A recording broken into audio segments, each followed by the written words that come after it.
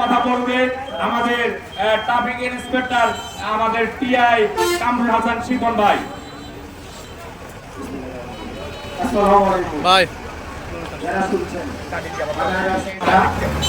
সমিতি, বিশেষ করে সমিতি বাজার ব্যবসায়ী যারা, আমি গত 8 মাস বিভিন্নভাবে চেষ্টা করেছি, বিভিন্ন সংস্থার যোগাযোগ করেছি।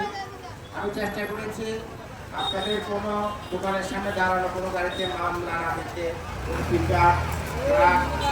এমনকি অটো রিক্সায় পর্যন্ত কোনো অটো রিক্সার বিরুদ্ধে আমি কোনো ব্যবস্থা নিই, সেই বিরুদ্ধে নিয়ে নেই, শুধু হুঁশিয়ার করে গেছি। ঠিক আছে, আমরাও চাকরি করি, আমাদের উপরে বিভিন্ন রকম প্রেশার থাকে।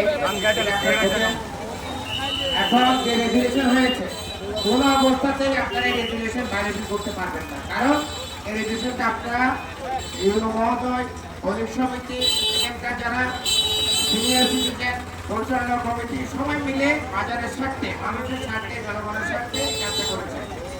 এর ব্যত্যয় হলে ভাই আমরা ব্যবস্থা নেব, আমাদেরকে ভুল বোঝানো সুযোগ নয়। আমি আগেও বলতাম পুলিশ একা কোনো কিছু পরিবর্তন করতে পারবে না যতক্ষণ না পর্যন্ত আপনারা সবাই এগিয়ে না আসেন।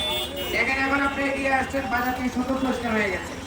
যাই হোক, আমাদেরকে সহায়তা করবেন, আমরা কিন্তু পাশে আছি, আমরা কেউ আপনাদের শত্রু না, আমরা কেউ আপনাদের প্রতিপক্ষ না, সবাই আমরা চাই সুন্দর, যেটা সুন্দর হবে আমরা সবাই সুন্দরের পক্ষে। আসুন আইন প্রয়োগ নয়, আমরা বিবেক দিয়ে, নিজেদের বিবেক বিবেচনা দিয়ে আমরা চেষ্টা করি যে বাজারটা গিয়ে পরিষ্কার রাখা যায়। যদি এর ব্যত্যয় ঘটে, আপনারা যদি এই রেগুলেশন না মানেন, এই আইন না মানেন, আমি একদম দৃঢ় কণ্ঠে বলছি আপনাদের প্রত্যেকের বিরুদ্ধে ব্যবস্থা নেওয়া হবে। আমরা মোটর ট্রেনারের ব্যবস্থা নেব, প্রয়োজন আমরা মোবাইল ফোন করবো। ধন্যবাদ সবাইকে, ভালো থাকবেন।